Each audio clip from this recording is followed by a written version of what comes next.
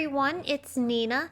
Thanks so much for joining me today for a new tutorial, and I'm going to be sharing some cards that are created to encourage our first responders and frontline workers. These cards feature our first responders stamp set, and they have some great emblems on this set that you can use to make some really beautiful cards. So I'm going to be doing some stamping today and ink blending to create a really unique layered effect, and it's going to turn into a shaker card with an encouraging sentiment on top. Okay, so I have the stamp set here, and I'm going to start by stamping the fire department emblem onto the center top portion of my card. This is the main image that's going to be the shaker element in our finished card. I'm going to be stamping with Distress Oxide inks, and I've chosen 3 colors of Oxide inks that I'm going to use for all of the stamping. So our main image, you want to stamp with the color that you want to be front and center. In this case, I'm using Barn Door, and I am stamping these twice just to make sure I get a really nice, rich impression. After I've stamped the first image, we're going to shift our paper, and we're going to start creating our pattern. Now, I've chosen to do a bit of a diagonal pattern with my stamping here, but you can use whatever type of stamping pattern you'd like. Maybe you want to stamp it all in one color, or you want to stamp it in stripes. Whatever you want to do, please feel free to do that. I'm going to go ahead and stamp again in Barn Door, creating a diagonal pattern across my card with this Barn Door ink. The next stamping will be on the top right corner of that middle emblem. And this is a really simple and easy process to do. I'm not making this super accurate. I'm really eyeballing it, and I just want to get a really nice pattern across my panel. Because I'm using 3 colors of ink, which include Barn Door, Fired Brick, and Ripe Persimmon, I'm going to go ahead and start stamping my next color, and this one happens to be Fired Brick. I'm going to do the exact same diagonal pattern. Moving on to Ripe Persimmon, I'll stamp that one down as well. So as you can see here, I'm just creating a repeat pattern across my entire card panel. Now this will end up getting trimmed down just a little bit. I'm going to use a die to go ahead and trim this down to a smaller size so that way I have a nice white border around this stamping. I am using a MISTI tool here, but you could totally stamp these with an acrylic block if you don't have the MISTI. Alright, so now that I have all of my stamping done, I want to bring in a stencil. I love overlapping designs and creating some really unique dimensional effects. So I'm going to pull in this star stencil from Simon Says Stamp, and I'm going to tape it to my card. I'm going to bring in a yellow ink, which happens to be mustard seed, and I'm using a Simon Says Stamp finger blending brush to blend on this color. Now here's what I'm trying to do. I'm not trying to create a heavy application of these stars all over this pattern because I want my emblems to show through. Rather, I'm adding heavier amounts of ink in between the emblems and then fading that out on top of the emblems. So the stars will overlap in spots, but they're not going to distract from our beautiful emblems. So here you can see how we've come along with that blending.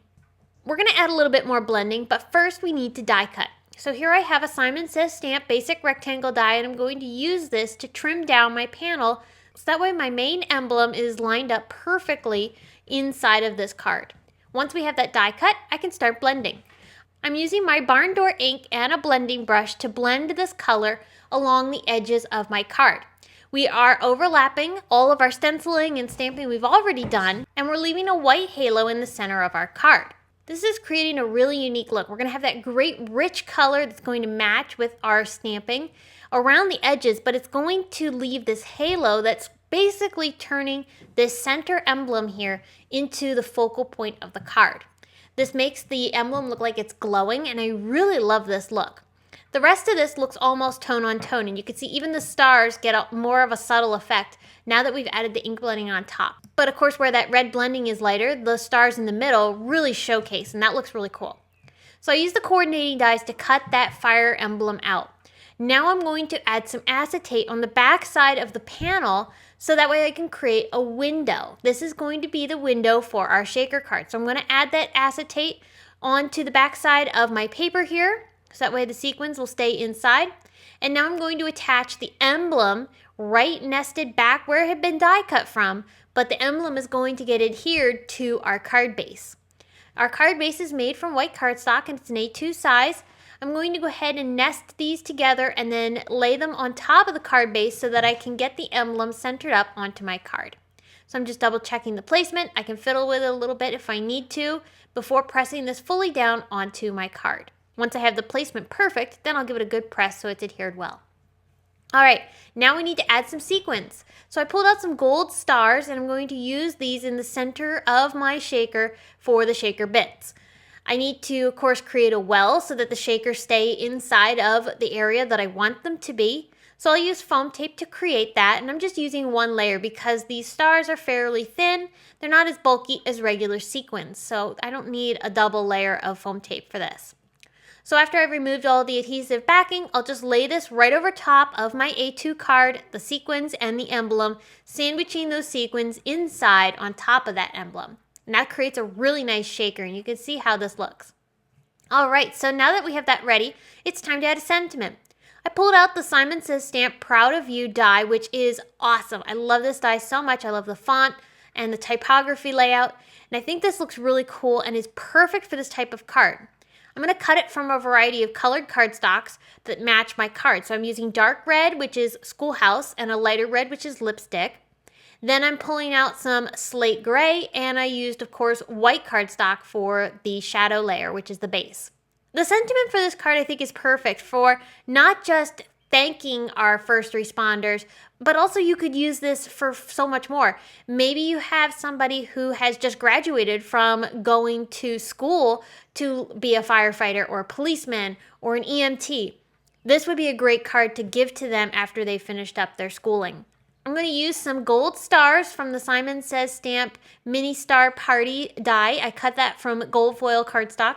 I'm going to glue these around my card using Simon Says Stamp Craft Tacky Glue. Now I'm putting a really generous dot of glue onto my card, and then I'm laying the star on top of that, but I'm not pushing the star completely down onto the card. Rather, this glue is going to keep it a little suspended off of the card itself. So it almost looks like we've used foam tape to glue these down, but it was a whole lot easier than trying to cut tiny pieces of foam tape.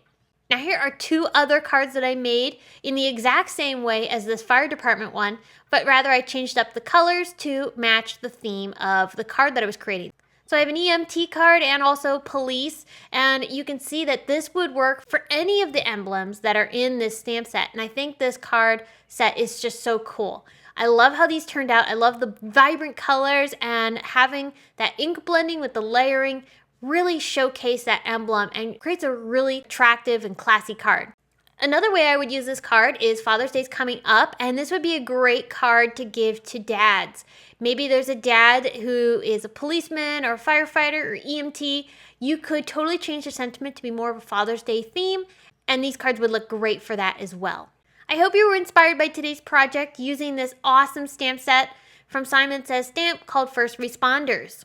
So for a limited time only, Simon has a special promotion going on with this set. If you buy the stamp set, the First Responder stamp set, you'll get the coordinating dies free with your purchase. There's no code required. All you have to do is add the stamp set to your cart. The dies will end up coming with it. Don't forget, this is a limited time only. So if you want to get the coordinating dies free with your stamp set, be sure to order now while the offer is still valid. If you were inspired to use any of the products that I used in today's video, all of them, including the First Responder stamp set, are linked below in the video description. Thanks so much for tuning in. I will be back very soon with more to share. But until next time, I hope you all have a fabulous day. Bye!